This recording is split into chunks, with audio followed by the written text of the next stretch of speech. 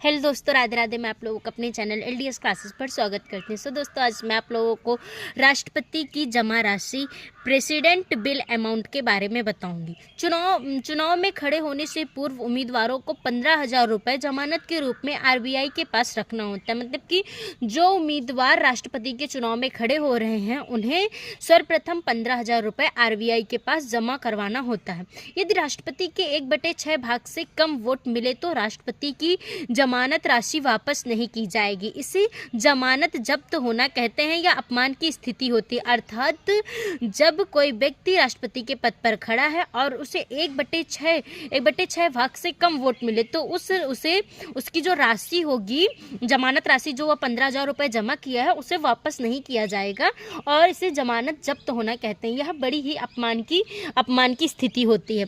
अनुच्छेद 55 इसमें राष्ट्रपति का कोटा अर्थात मतलब कि राष्ट्रपति कितने वोट पाने के बाद अपने पद पर कार्य कर सकता है। यदि कुल वोट देने वाले लोगों की संख्या 50 है तो कोई व्यक्ति तभी राष्ट्रपति बन सकता है जब मतलब कि जो आधा प्लस 1 अर्थात जैसे कि कोई पूरे व्यक्ति 100 हैं और उनमें से आधा 50 हो गया और प्लस 1 अर्थात 51 वोट मिलने पर 50 प्लस 1 51 वोट मिलने पर व्यक्ति राष्ट्रपति के पद पर कार्य कर सकता है।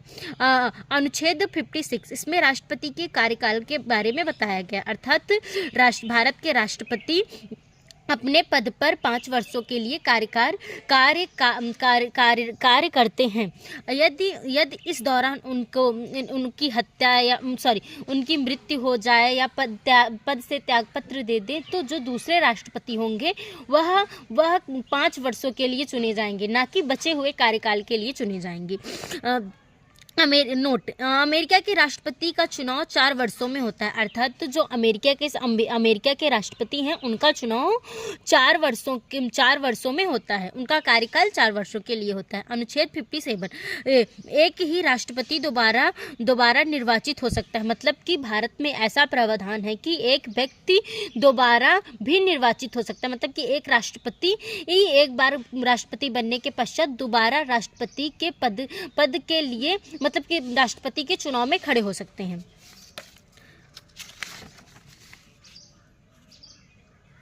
और यह अवसर अब तक डॉक्टर राजेंद्र प्रसाद को ही मिल पाया है। मतलब कि दोबारा राष्ट्रपति चुनाव में खड़े होने का शुभ अवसर और दोबारा राष्ट्रपति बनने का शुभ अवसर डॉक्टर राजेंद्र प्रसाद को ही मिल पाया है।